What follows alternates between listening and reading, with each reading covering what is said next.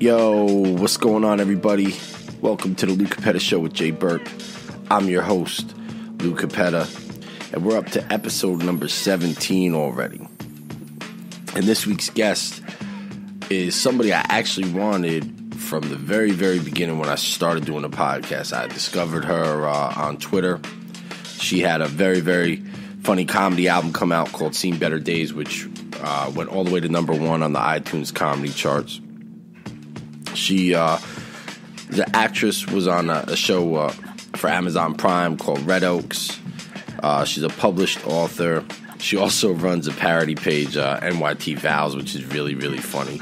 She is comedian Selena Coppock, and she comes by, has a lot of fun with Jay and myself, and it's a really good listen. It was a really good episode, one of the better ones we've done. So, once again, everybody, thank you for supporting the show. You can check us out on iTunes, Google Play, Stitcher, and Spreaker.com. And I hope you enjoy the show this week. Yo, what's up? It's the Lou Coppock Show with Jay Burke. I'm Lou. I'm Jay. And Jay, you know we keep it real here, right? We do. So I'm going to... Very real. Very, very real. We're the realist. Some would say it's organic. Yep. I don't even know what to say after that, except for the fact that we have a guest today, and I discovered our guest on Twitter. Yes. Okay. Which, if kids, you don't need school, you need Twitter. Exactly. She's extremely funny. Actually, when I first started doing a podcast, man, like, she was one of the first people I really, really tried to get in touch with. Right. Because I wanted her on the show, because she's extremely funny. She's a writer. She's a stand-up comedian. She has had, I think, the number one comedy album on iTunes for a period of time there. It's brilliant. She's also an actress. Red Oaks on Amazon Prime. You can find her. And she's just really funny, and she likes Guns N' Roses. Well, it sounds like everything I always wanted. Exactly. To so, welcome, so how did Selena you get there? Coppock. I hope our intro did you justice. Oh my God, that intro was absolutely amazing. I want to hire you to be my hype man. Oh, that's... Can you guys... Well, yeah, I could be a hype man. That was so great. My whole life I've been trying to live like Flavor Flav, so I'm well, give me a clock and a chain and let's fucking do it. I know, we'll go on the road. Yeah, man, wow. Yeah, that was a great intro. Also, I appreciate the Guns N' Roses shout out. I feel like sometimes people know that. I used to have a podcast about them, really? Which was great. Really? Yeah, that was the first band I ever got into. My sister was 8 years older than me, and she loved Guns N' Roses, okay. and that's I got into them. I mean, eventually it became like more of like a grungy, dirty person, I guess. Yeah, well, right? That's not even with music, just in general. Yeah, I mean, everybody loves Guns N' Roses. I loved Guns N' Roses, and then I discovered Big Daddy Kane. I thought I was a black kid for about 15 years. I used to try to do that. I hear that. Yeah, I'm 40 years old. I still wear my hat backwards. Awesome. I embarrass my kids. They're like, "Oh, Dad, you're not cool." I'm like, "Fuck what you think." Your mom didn't say that last night. No, just joking. I don't say that. So that's funny. You're from Boston area, right? Yes, yeah. I grew up in the suburbs of Boston, and then I lived in Southie after Boston, like after college, like everyone's legally required to. And now you're in New York. Yes, yeah. I've been in New York now almost like 12 years. Did you move here for your comedy? Like, was that your? Or you just? It was sort of comedy and sort of I still have like a normal job. So I work in publishing during the day. So it was kind of like I got laid off from a job in Boston, and I was 2 years into stand-up, and I was kind of frustrated with stand-up in Boston and just like ready for something, a little different. So yeah, New York just made sense, for publishing and for stand-up. And I like, it's kind of hokey, but I really believe that like the universe will like push you in, will like make it easy for you if it's the right path. Yeah. So yeah, then I was like, I think I'm going to move to New York. And then my uncle was like, you could live at my apartment for free. And I got a job really easily. So like, Yeah, everything just sort of unfolded easily, which was great. Nice. Does your uncle still need a roommate? Because I cannot. I know. I wish. No, yeah. It was like, that was sort of nuts. I lived on the Upper East Side when I first got here, and like, man, Upper East Side, whew. Yeah, that's not really my scene. Were you shocked? Was it like a culture shock coming from Boston, or were you just like, I mean, Boston's a big city, but it is different. Yeah. You know what I mean? Yeah, it's different. I don't know. I just, specifically the guys at bars on the Upper East Side are very preppy, and like, I don't know, that look has never appealed to me. That kind of guy has never appealed to me. So like, I would just look at it and I was like, seriously, you're wearing that? Like, not as a joke, but like for real, like on purpose. These are your clothes. Nice cardigan. Which I just, yeah, exactly. I was like, I could take you in a fight. Like, how is this what you're wearing out to the Oh my God, dude. Yeah, just like wasn't really my scene at all. But, you know, was it safe and quiet at night. Was it very different to go from the comedy scene in Boston to New York? Yeah, I mean, the comedy scene in Boston has changed so much over the years. Like, I mean, I left in late 2006, so there, you know, like there was one open mic. It was Monday nights, and that was it. Right. So if you wanted to work out material, there was one night a week you could do it. And so then I moved to New York, and there's shows like every night of the week. You know, you can always be doing like a mic, then a show, then a late night show, like, and you can race around all the time. Like, you know, the subway never closes down. So it made me so much more productive, and just. It made me realize how hard you have to hustle. Like when I was in Boston, I was getting up like once every 3 weeks, and I was like, I'm doing stand up, you know, and, I got to New York and I was like, oh my God, I've been barely like phoning it in for 2 years, you know, and which is hard. And now, that's pre-iPhone too. Phoning it in pre-iPhone. Exactly. That's like the dark ages. I know.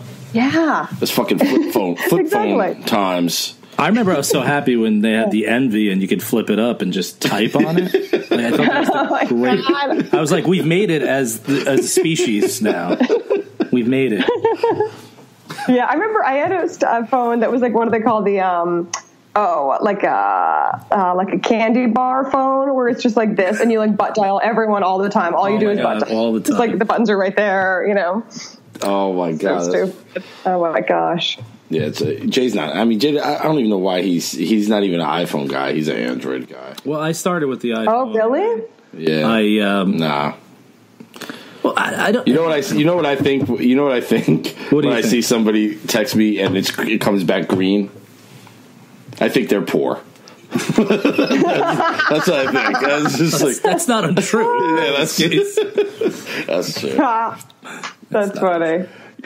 I got a really question that I always ask this of any stand-up comedian that I've ever interviewed, which other than you is just one other person. But if I keep the streak alive, exactly. So we're going for the streak in all my years of interviewing. Right.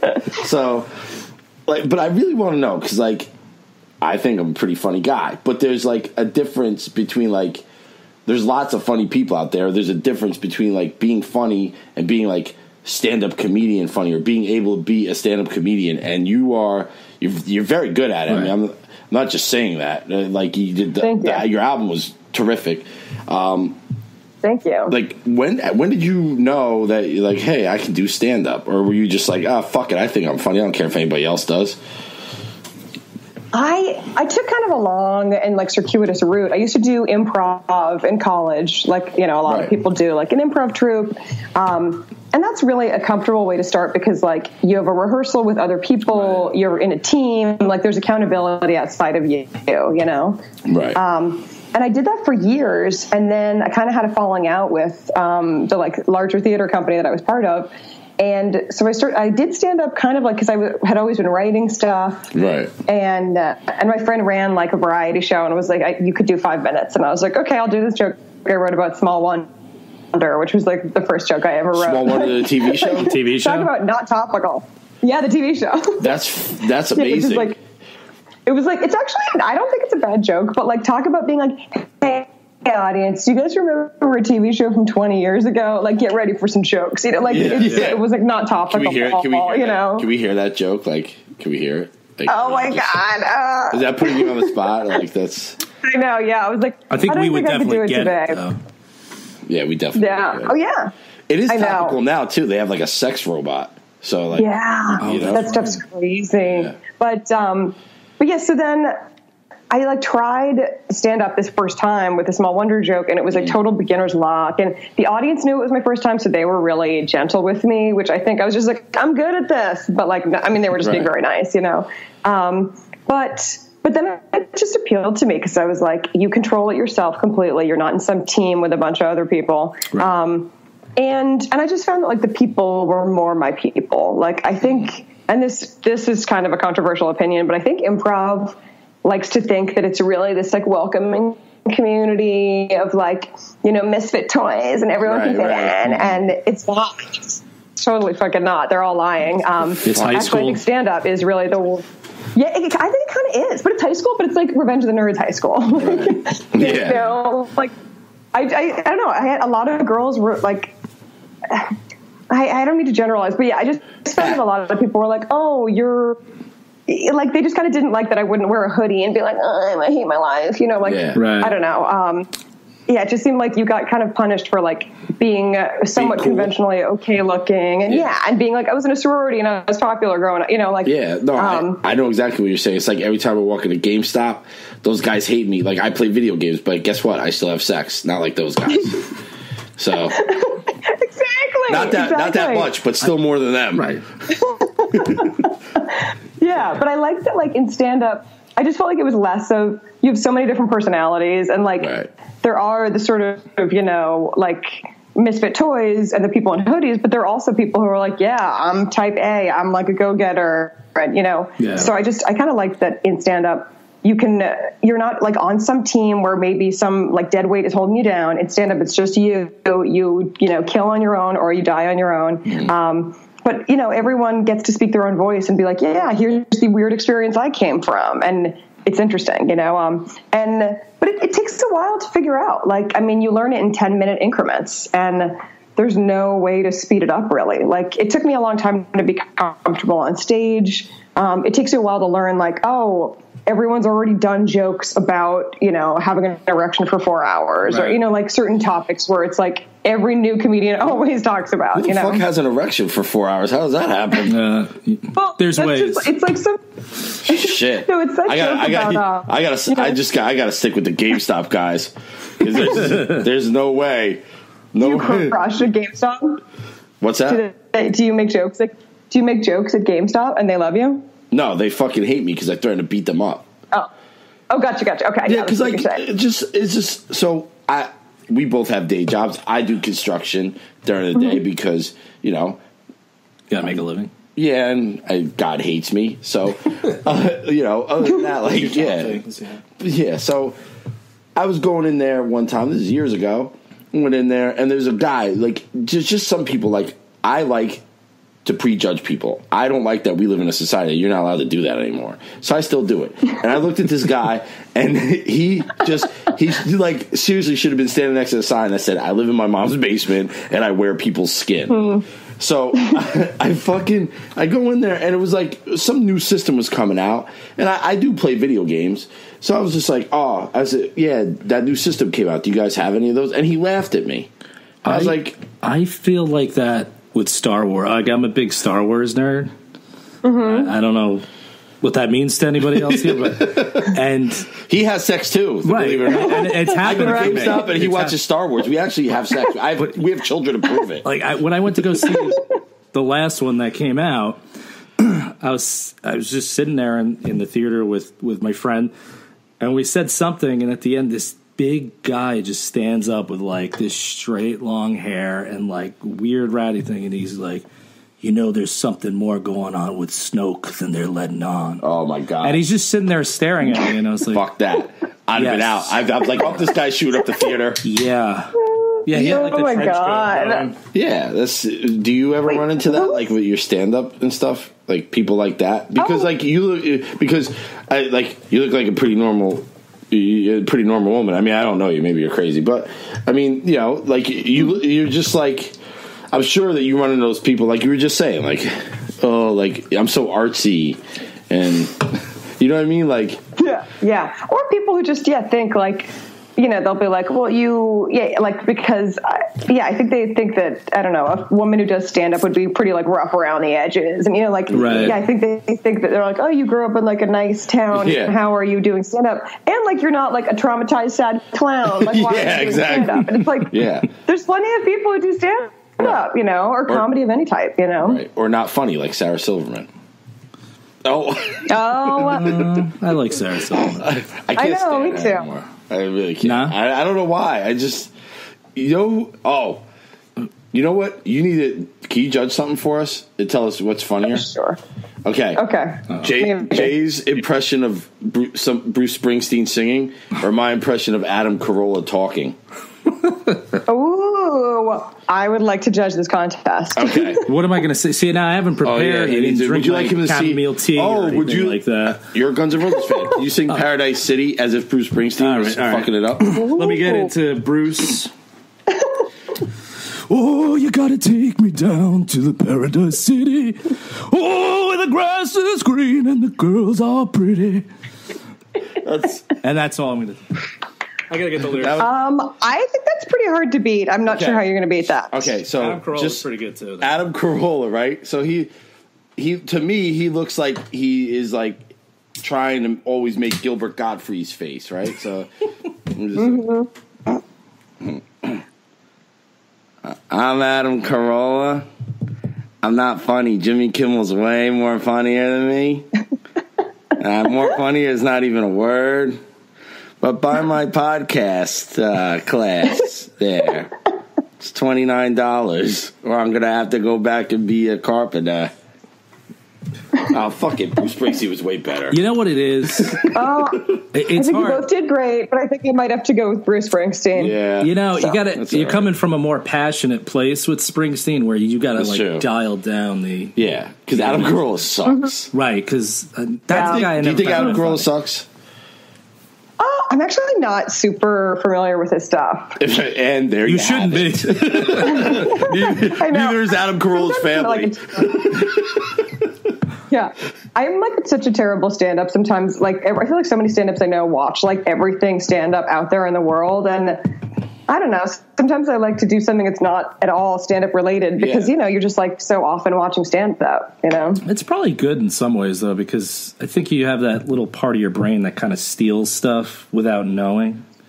I know. Yeah, that's like my biggest fear. Like I actually went up to John Early. Do you guys know him? He's in Search Party on TV. Oh yeah, TV show. Yeah, John Early. He's like the blonde one who's like kind of wacky. I like wrote this joke, and I know now that I wrote it, but it was like so weird for me, and like not my usual voice. I was like, did I steal that from John Early somehow? And like, so I like told him the joke. I was like, did I steal this from you? And he's like, no, I didn't write that. You wrote it. And I was like, okay, But yeah, I get so scared that somehow, I'll like latch onto a concept, and then it'll like percolate through, and then I end up saying it a month later, and then I'm like, oh shit, what? Right. Just as long as you don't steal anything from Louis C.K. Whoa. What's your take on Louis C.K.? Just wondering, as a female, were you a fan of his before all that stupid? I was a huge fan actually. Right? Louis C.K. Yeah. I don't know. Yeah, he was all right. I mean, his I like his stuff. I also really liked I liked Louis, and there was one episode of Louis where he hits on the waitress, and she's sort of heavyset, and actually that waitress is Sarah Baker, who's a family friend, and she's so wonderful. Oh, really? She's friends with my sister in LA. My sister's also a comedian. That was one of my questions. Don't worry. You're better at this podcast thing than me. But I really liked a lot of the writing in Louis, and like specifically that dynamic. I thought was really, it was like well done, well explored. But I mean, this was an open secret for years. Like I'd always heard this about him. So I had read it a couple of times, but nobody ever. I never knew it, but just looking at him, I'm like, oh yeah. Definitely, I can see that. All those creepy guys have the same. They all have the same haircut. They let the fucking hair grow around the side, and they don't go the full baldy. So they just leave the peach fuzz in the center there, and they go with the old Caesar around the sides. If you see a dude in Hollywood with that haircut, he's fucking. He's whipping his penis out where it don't belong. Oh man, 100%. probably.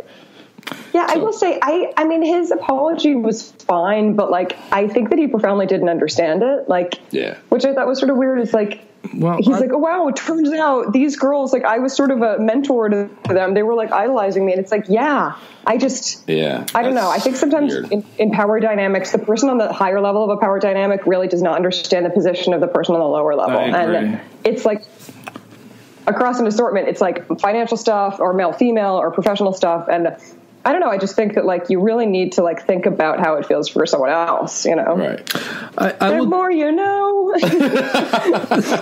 I give him credit in the sense that at least out of all these guys, he came out and kind of said it instead of denying it. Like so many of them are like, you know, like James Franco's like, listen, I know there's 57,000 women who said I did this, and I'm not saying I did it, but I'm just going to step back because I believe in the movement this much. You know, and I'm like, what a bunch of bullshit that is. It's like, stop patting yourself on the back, dude. Yeah. And I agree. You'd be nowhere without Seth Rogen. Sorry. Shut the fuck up. Really. No. Yeah, I did like that Louis did say I did these things because like, you know, just, I was like, good. Thank you for saying like, these women aren't lying. These things did happen. I regret them. I'm embarrassed, but like to not, just be like the fact that now Trump is like, these women are liars. Like, no, they're not. You admitted it already. What are you talking about? We're definitely anti-Trump here, so he's a fucking asshole. Me too. Oh my God. Yeah. I see on your Twitter profile, I like that. I'm still with her. I actually have a very good... Hillary's my girl. I have a very, very good friend, longtime friend that I grew up with. She worked on Hillary's campaign. Oh, nice. And she's doing like real things with her life, so she has no... Well, I tried to get her on the show, but she's working for a senator now. Oh, nice. Doing like really important fucking shit, man. It's... Like, I see that. Like, I look at, like, Facebook is the worst. Because I look at that and I'm like, oh, wow, man. This girl I graduated high school with is working for a senator. And I paved Route 3 today. You know what I mean? Like, With Facebook, I feel like you know? Facebook is also bad as far as your opinion. You know, I made this mistake. I said something about the gun control stuff on Twitter, but I'm hooked up to my Facebook. And, you know, on Twitter, I think you're a little more insulated from that. And, of course, it went to my Facebook, and it was just like, freaking snowflake, you know, this and that. I'm like, wait, you get some weird shit on Twitter, though. 'Cause I see people saying shit to you. And that's, what's the fucking weirdest thing anybody ever said to you on Twitter?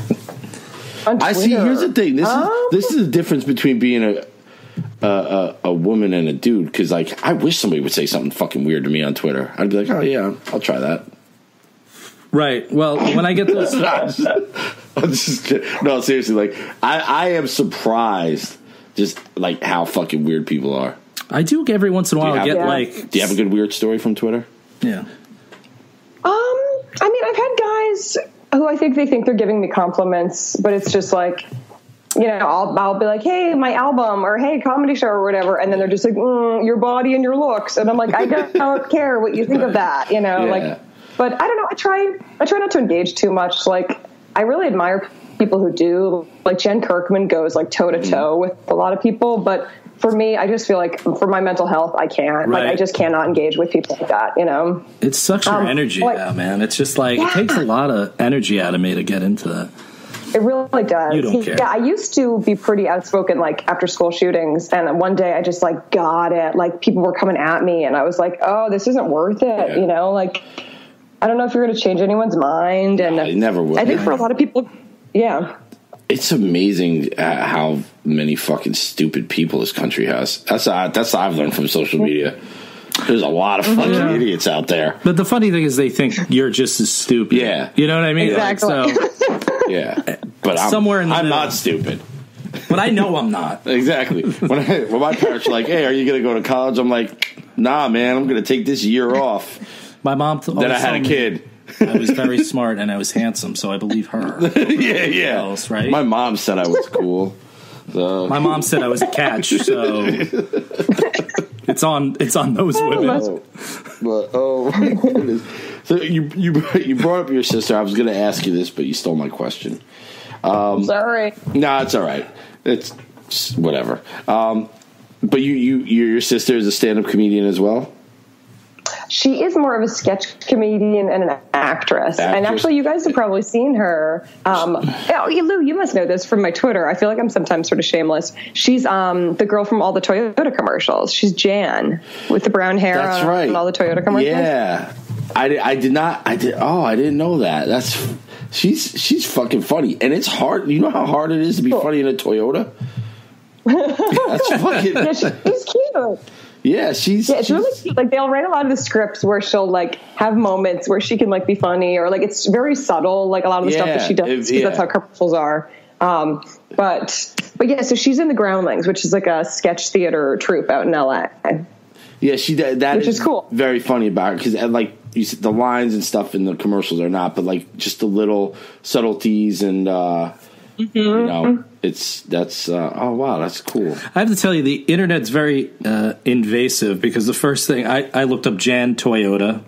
And the two top searches are Jan Toyota lady, and then it's Jan Toyota salary.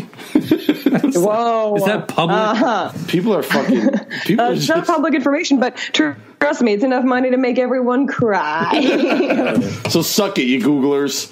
I know, exactly. Shit, that's not any of your business. Yeah. Exactly. I hope you feel bad about yourself now.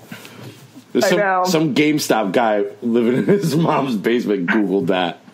And he's fucking crying. It's weird. We've stumbled upon some like people, especially on like Barstool Sports. They had something that was like, who's hotter, like the chick from Wendy's or my sister. And I was like, the comments were like terrible. Yeah. Barstool Sports is the fucking my sister's very smart. You don't like Barstool Sports is the fucking worst. Oh, it scares me. I mean, truly, I'm like... Yeah, it seems pretty scary. I don't know. It's not my scene. I'm gonna tell you that, I'm gonna tell you this seriously. So I have 3 daughters. Jay has a daughter, and 2 of them are grown. But fucking like the shit that they did with Julie DeCaro. I don't know if you know who she is. She's the sports announcer out of Chicago. They're fucking. I can't even repeat the things that they were saying to her, and they're just misogynist. They're shitty, and fucking. We really like the fucking Michael Rappaport podcast. The co-host came on the show and stuff like that. We're down with them. They just fired them. So fucking Barstool Sports, you can fucking suck it. I hate them. They're so fucking lowbrow. It's ridiculous. I mean, we're pretty lowbrow too. But I mean, if you're too lowbrow for me, we at least have respect for some people. Right. You know what I mean? Like, they're just fucking, they're just awful. They're awful for the sake of just being awful, and people eat that shit up. Exactly. Yeah, it seems like they're just like incendiary to like stir shit up and be like, well, we're going to talk about, you know, and yeah, it just seems like the moderators don't police the comments at all or anything. Like, it's really like out of control. And they're out of Boston too. Man, I'm not surprised. Okay. I don't know. I mean, I love Boston, but you know. Hey, you know what? I'm out of Jersey, so who the fuck? I mean, we have we do state Springsteen. We have Springsteen and Southside Johnny, and a bunch of made up gangsters from the fucking Sopranos. Those are our heroes. Yep. Yes, yeah. Man, the Bada Bing recently closed. How sad. Did it close or it's about to close? Nah, it's about to close. Not that I know. Yeah. But it's, you know. So I've heard. Yeah, you've never been there. Yeah, me neither. That's where I go to watch Barstool Sports. Yeah. I listen to the Barstool Sports podcast at the Bada Bing.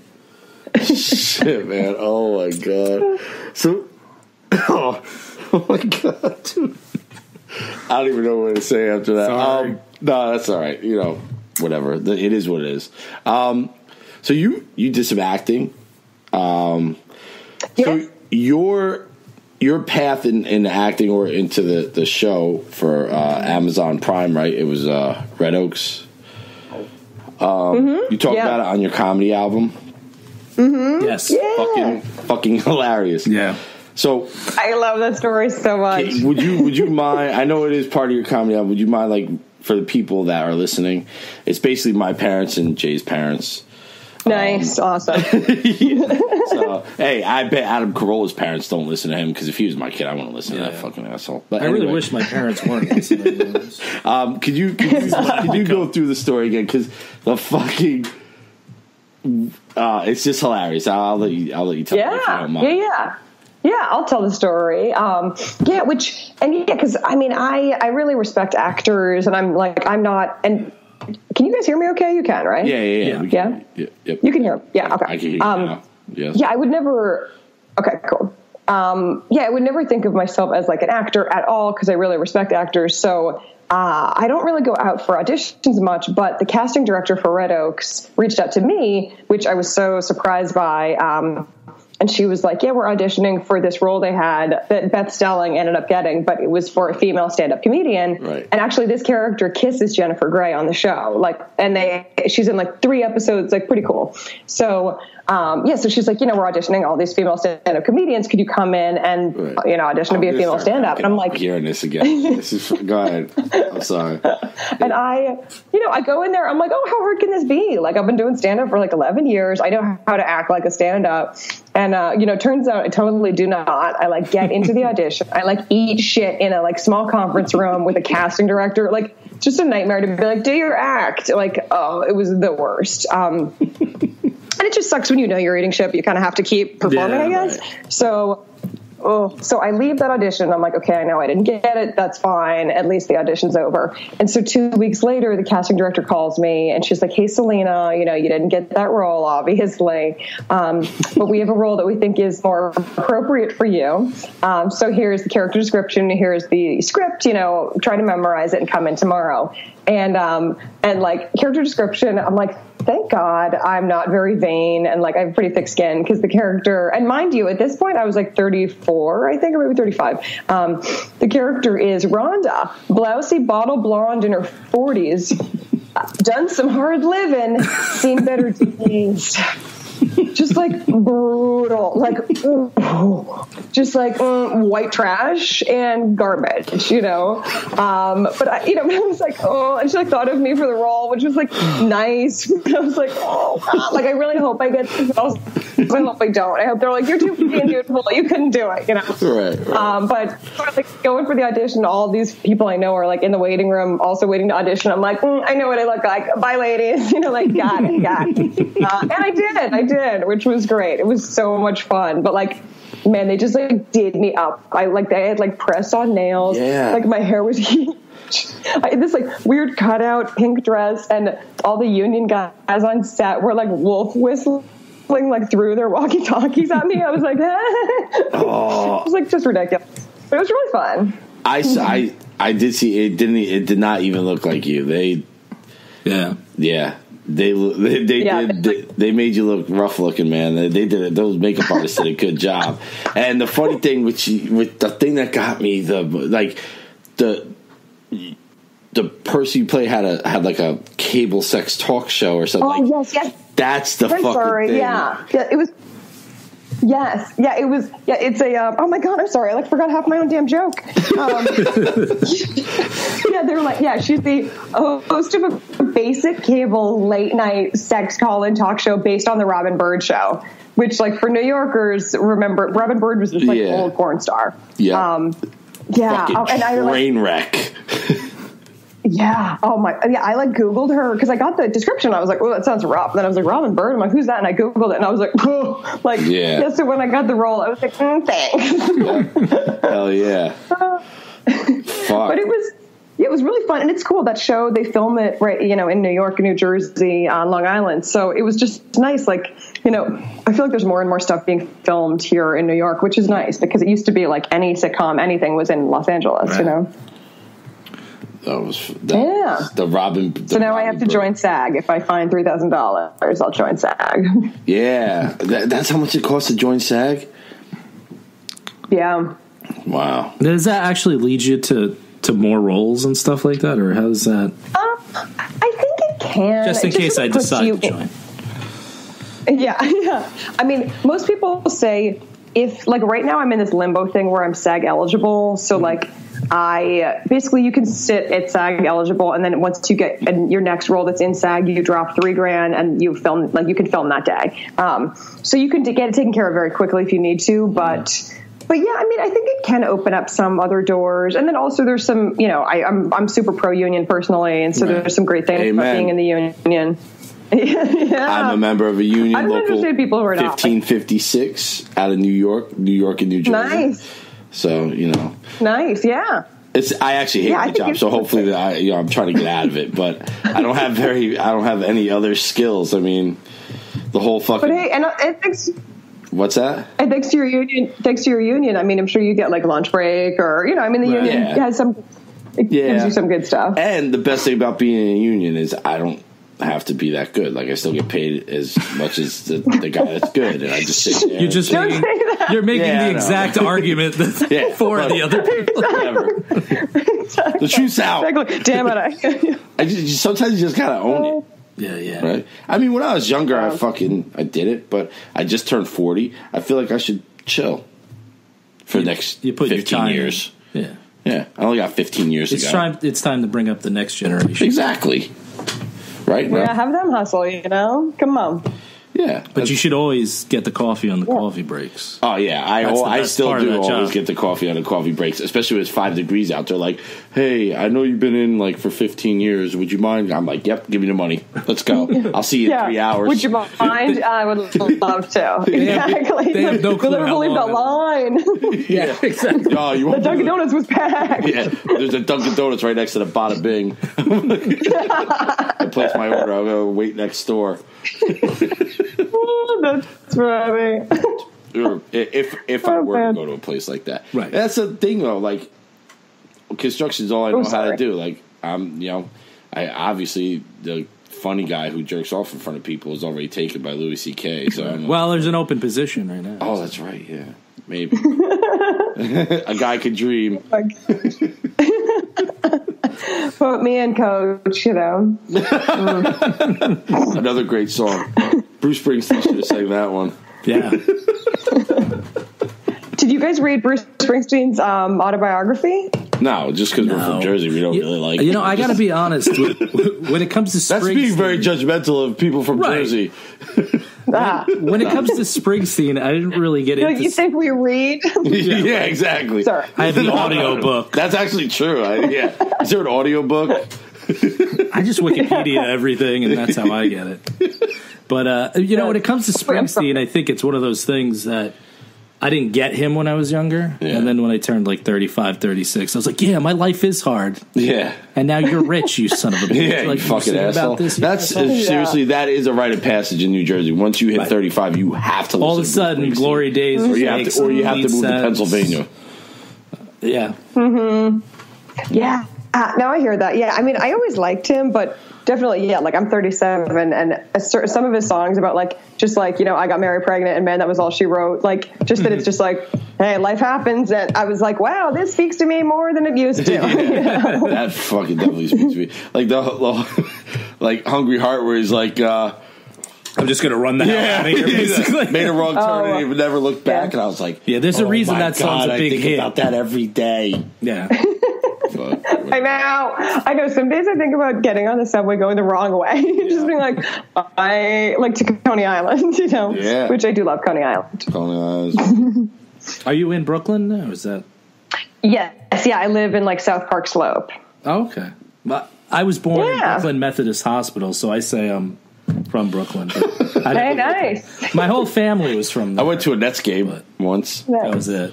They were in New Jersey though when I went. That's all I had. But I lived in New Milford. Yeah, that actually Brooklyn might be. One of the studios might be going to Radio Free Brooklyn studio. Oh yeah. That's great. So what the hell happened to Brooklyn, man? Yeah. When my family lived there, it was just regular. Now it's hipsters, and I know. Yeah. How do you feel about hipsters? I seem like maybe you're into hipsters. I don't know. Maybe I'm reading you wrong. No, I think that I when my hair doesn't look like shit. Usually I wear it kind of big and I don't know if it's just growing up. Yeah, kind of high school and the grunge era. I just don't relate hipster. I dress very like, I try to look good. I think that, like, makeup looks good. I think big hair looks good. And I think hipsters, like, they're always like, I'm wearing my mom's rags and no makeup. And, like, I'm like, I like, that's not for me. Like, I can't get on board with that. I don't get it, you know? Well, they're very funny because everything with them is like, oh, I'm dressing ironically. And I'm like, what does that mean? What does that mean? I know. They say that shit? I'm wearing this shirt because it's ironic and it's funny because it's... What are you, Alanis Morissette? Yeah. Yeah, exactly. She's the only person who can use ironic in the wrong tense. Yeah. Or whatever. I know. Yeah. Yeah, that's what I found. I remember when I first moved to New York and I was, like, faced with more hipsters than I'd ever met. I, like, didn't understand it because I was like, what do you mean we're doing it ironically? It's like you're doing something on purpose because you hate the people who actually do it, but you're making fun of those people. And I'm just so earnest. Like, if I wear a shirt that says Eagles, it's because I like the Eagles, right, you know, like I wouldn't be like, I'm wearing a shirt that's like from a band I hate in hopes that someone will ask me if I like that band, and I can be like, no, you know, like what? I just, all that stuff is so weird. I don't get it. Yeah, that's fucking bullshit. And they eat quiche and shit like that. Yeah, so that's weird. They don't eat fucking... Come Did on, you have a joke with great. that? Quiche is great, but like, and they wear fucking tight jeans. And what's up with the high waters? Why is everybody wearing high waters? Oh, I know. They used to only be for fucking Michael Jackson. Exactly. Yeah. That's the thing. I think they'll try to wear clothes that are like unflattering because they think it's cool. And I'm like they'll wear really high-waisted jeans, and like short pants. And I'm like, what? Like, you could also just dress cool and look good. That's also an option. You don't have to look like Zach Morris with a beard, you fucking fool. With a lumberjack beard. It's weird. Yeah, I know. And like that I mean, it's sort of hair. too because it's just not for me. And also, I feel like a lot of the guys are like skinny and like, you know, I'm like, nah, all of this is not for me. Right. You like the gravedigger with the neck tattoo. Yes, exactly. That was one of my two favorite. That was because I wasn't expecting that. One of my two favorite parts of your funny. CD. The other one was definitely the fucking. You talked about being a feminist. Oh, we were talking about this one. Yeah.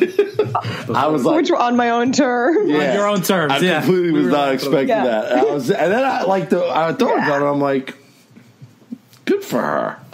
As long as it's on your terms. I like that joke. My friends sometimes like joke around and they'll just like say to me, like, you know, when like friends will quote their own jokes to each other, whatever, they're just like, on my own terms. Like, that's just like, I was thinking about calling the album that, but then I was like, I think my parents would murder me if I like named my album after like a joke about sucking dick, you know? So yeah, my dad yells at me for saying that F word all the time. So yes, he does. All the time. I think he just does it though to be funny because he just wants to feel like he's a part of it. Yeah. My dad, I don't know if you ever seen the Dan Le Batard show with Dan Le Batard show. Well, he has his father. He's got like his old Cuban father, and he says weird stuff. My dad's like, I want to be like that guy on your show. And I'm like, yeah. Ooh. Have you ever had him on the podcast? Nope. To do a little sidekick stuff, Trying to get people to listen. Sorry, Dad. I know when you hear this. Like, yeah, so, yeah. Were you ever, is there anybody that, I mean, obviously you said you started when you were in a troupe, but who kind of, was there anybody who inspired you as far as getting into comedy? Yeah. Well, I grew up like always watching Saturday Night Live. Like, you know, I would like drag the kitchen TV up to my bedroom and watch Sisters from 10 to 11 and then the news and then SNL. And that was in the era of like Phil Hartman and like Ellen Cleghorn I loved. And that was like just pre-Farley, Spade, Tim Meadows, Mike Myers was on back then.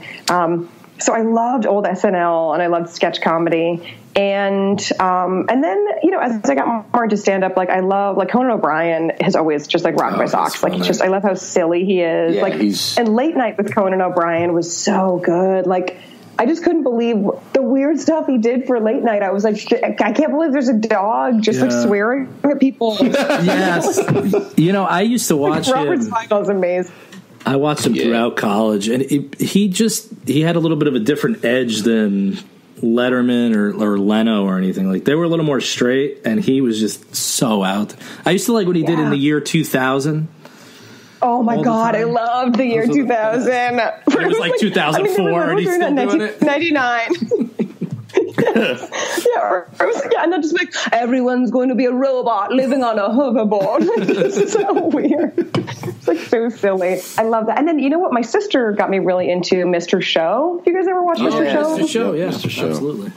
Yeah. Oh my God, Mr. Show is amazing. Yeah. And that really like blew my mind as far as sketch comedy and like each scene connecting to the next to the next. Right. And then I had an ex-boyfriend who got me into Monty Python too. Right. But yeah, so I don't know. I've always just loved watching comedy, but I didn't have cable, so I didn't have a ton of access to, you know, different the cultural touchstones that some people talk about. But yeah, I mean, and now like Maria Bamford I absolutely love her stuff. Like Lady Dynamite, her show is so solid. There's so many great, like an Amy Schumer show was so great. And like, I mean, Christine Nangle is such an amazing writer, and Amy Schumer's so funny, and like Rachel Feinstein. There's just so many rad people out there. And I feel really lucky to live in New York where like, you know, someone will record a half hour and then I'll be at a show with them the next day. And it's like such great stuff, and people are always writing, and there's just so much inspiration around. It's great. Now, you need to repeat something that you said for my kids, because they don't believe me when I tell them. You did not have what? Oh, cable TV. I didn't have cable TV either. And you had to get up and you had to be like, ka-conk, ka-conk, ka-conk, ka-conk. Yeah. I remember they had that long wire cable box, though, when I got it, and you used to press the buttons. Yeah, but that's cable. We didn't even have that. Yeah. I was very, very well off. Yeah, you had a cable box? What's that? Yeah, my kids are just fancy. like, my kids are like, oh, yeah, Dad, would you grow up in a cave? I'm like, no, I just didn't have cable. Oh my God. Yeah, you're like 6 channels was enough somehow, I guess. Exactly. You know. Yeah, it was like ABC, NBC. Like there were so few. That's it. But it was also when you know what? Sorry, go ahead. I noticed nowadays it with like Netflix and stuff like that. I can't choose anything. It's too much choice. I know. I agree. I'll just spend like 30 minutes flipping scrolling and being like, okay, try to remember that one. Maybe think about that one, but see if there's anything better. For so long. The menu's the best part of Netflix. That's exactly what it is. I always go, I know this is going to be great, but I might be missing the thing that's better. Exactly, yeah. I need to look through their entire archive before I'll make a decision. Like, what? And then I end up like yelling at it. I'm like, why isn't this just divided better so I can really see what I like? I know. That's not actually. I wish I could type in and be like, hey, Netflix, you tell me what mood I'm in, because I don't even know. Oh, my God. Like when you say something. And then you think. Phone comes up and it's an ad on Facebook. Yeah. Like, I just talked about this. This is so weird. Yeah, nobody's listening to you. I know. That stuff is so scary. Oh my gosh. That's my kids wanted what is that, like the Alexa? Oh yeah. And I was like, oh, that's good. Put a listening device right in the middle of your fucking house. And of course they won. They got an Alexa. So oh my God. But that's what's so crazy is like you will do it yourself. Like you will surrender your autonomy to the government, and you'll sign on for it your damn self. You know, it's so crazy. I mean, and not to the government, but to, like big technology, whatever. Right. Yeah, there's something called apparently nobody's seen the Terminator. It doesn't turn out well for us people. Dude, I read about that. Yeah. Siri, when is the government going to shut us down? Like, the government. Siri's like, shut up and keep eating your, random shit food. No, it just gives you like an ad. Yeah. Oh, would you like to buy these sneakers from? Yeah, I did actually. Exactly. Won't these placate you and make you stop questioning? Oh my goodness. Yeah. So crazy. What's next for you? You're doing shows and stuff, right? Still, like I looked at your website, SelenaCoppock.com, and you guys can go on there and check out shows. But you're doing shows around the city. Are you traveling outside the city, or are you doing just? Right now, not really. I'm just broke. I just went to like a credit card debt consolidation program, which is pretty exciting. Nice. I know. Exciting. So you're like, yeah. Yeah, I'm like, so I'm living on real money, and oh man, this sucks. Ouch. So yeah, I mean, I want to get down to DC and Philly and Atlanta and do some shows, but I mean, financially, I don't know. And great, even though it like wouldn't cost me an arm and a leg, I just got to figure it all out. But I just need to like get on that. So for right now, yeah, my spring is just a ton of shows in New York, Manhattan, Brooklyn, Queens.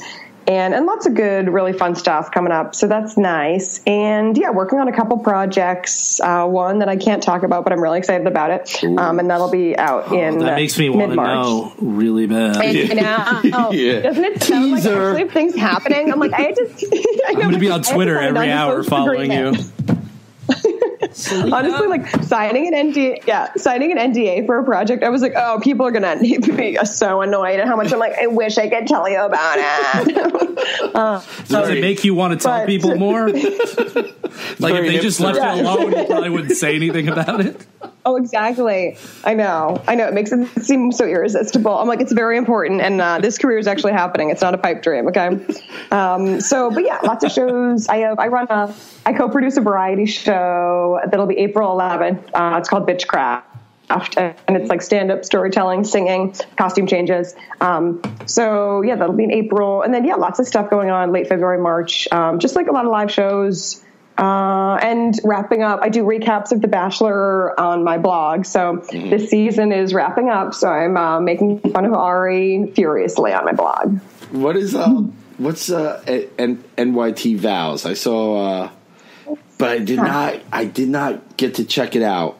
So I was just like, I probably did. To be honest, I probably had time, but I think I probably got lazy or something. Oh yeah, no. I hear you. Yeah, NYT Vows. It's kind of wacko. I've been doing it for like 2 years. It's this Twitter and Instagram account, and it's just NYT VOWS, and it's where I pretend to be the New York Times wedding section just to make fun of the New York Times wedding section. So it's just really snobby. I basically just make fun of like poor people who like have cash bar at their wedding. You know, I mean, it's awesome. Like it's just an opportunity. I mean, I make fun of weddings. I make fun of like WASPs. I make fun of preppy people.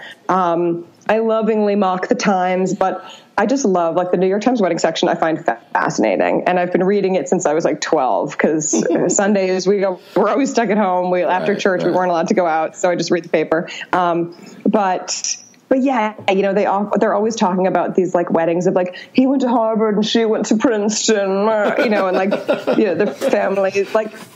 So I just love like making fun of those. So that's what NYT Vows is mostly. He went to jail and she got knocked up. She waited for him. Yeah, that would have been mine. He'll meet his daughter for the first time. She's 7 at the wedding. Yeah, that would have been mine if they did one about me. Yeah. It's in the past. Yeah, no, I'm just joking. A little bit. Some truth in it. Yeah, it's fun, and it's like a fun little, sort of side way for me to like just be creative, and like you can do it wherever. So yeah, it's fun, and sometimes I'll comment on like current events through it. But yeah, like on Valentine's Day, I was like, the fake gray lady doesn't comment on Valentine's Day because it's a celebration for poor people. Just like kind of, I like to be mean on there. It's pretty fun. And people like, the meaner I am, the more people like it. It's crazy. Yeah, it's just that fucking Twitter's great for that. Yeah. That's fucking awesome. Yeah. That is true. I got to check that out. That is awesome. I meant to do that. And I did. You do so much, and you're very good at all of it. So it's. Right. And you had a book. Thank you. Yes, yeah. Oh, I wrote a book a couple years ago. Thank God I'm here. Damn. I fucking suck at this. This is just the Jay Burke show. We'll just call it With Jay Burke. Yeah, the Jay Burke show with Jay Burke. And some fucking other dude just sitting there drinking a beer. Like Tyler. Be like me, like I'm Tyler Durden. Just your book. I'm sorry. Oh, don't worry. I actually don't love... so I wrote a book. It came out in 2013. So it's, kind of old news.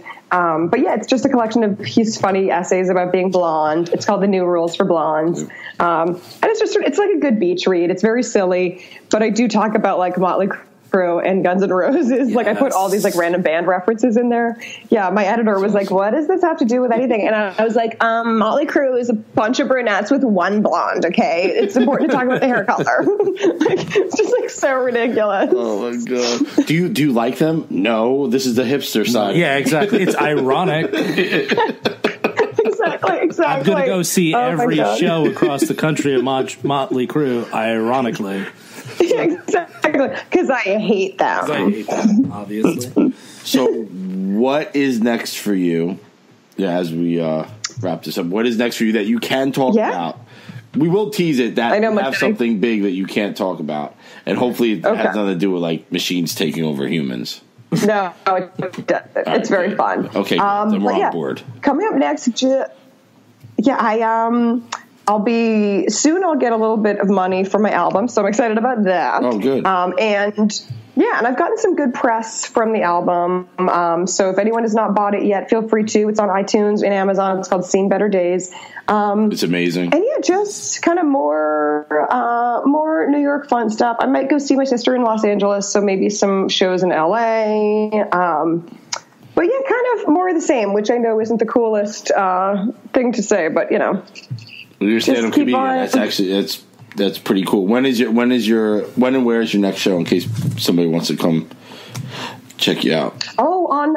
Actually, on Friday I'm on this thing called the Secret Loft Show. I actually don't even know where it is, but yeah, it's supposed to be really fun. And I think that's going to be hard for people to get there. Well, I'm like, I don't know Sign where it is. non-disclosure come out. One too. Yeah. So it's Friday, all about secret. But yeah, Friday. And actually, if you go to my website, I think it'll or if you either go to my website, you can see more information about exactly when it is. But then I think if you Google Secret Loft Show, they have a website. And if you buy a ticket, then you find out the address. But then, a bunch of shows coming up at Union Hall. My good friend's recording an album at Union Hall in May, and I'm going to open for him, George Gordon. And he opened for me on my album recording. Nice. And, just a lot of random shows, and everything's on my website, selenacoppock.com. And, finishing up the season of The Bachelor, so I'll be ragging on more people there for the next couple weeks. And then just enjoying the spring and maybe trying to will myself to somewhere tropical, but I don't have the money. Ask your sister to pay for it. I saw her salary on Google.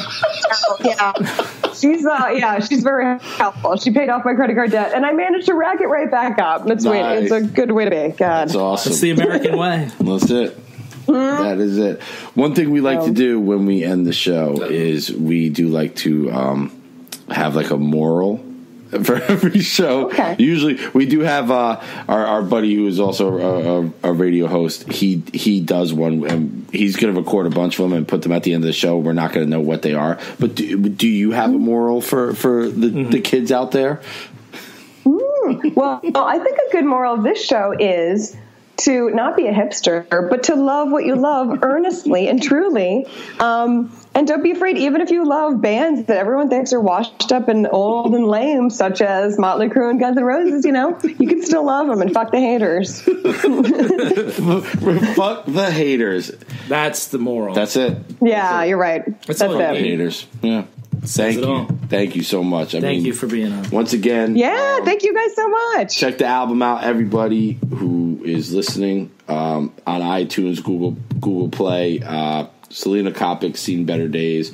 If you can find the Secret Loft, you could go see her on Friday. If not, you could buy a ticket and just walk around New York City. It's up to you. There's a lot to do there. Exactly. So go to a museum or something. I don't know, culture. So thank you once again. I really appreciate it. And when we get in the studio, you got to come on again. Yes, definitely. I know. I'd love to. Yeah. And I'll happy to refer you guys other comedians if you want to talk to more kooky comedians, Yeah, I would love that. Actually, I was going to tell you that. Just put in a good word for hook us up with your comedian friends. Right. Guys, too. Oh, my God. Selena, thank you again. Thank you. Yeah, thank you guys so much. All right, have a great evening. You too. Bye. Bye.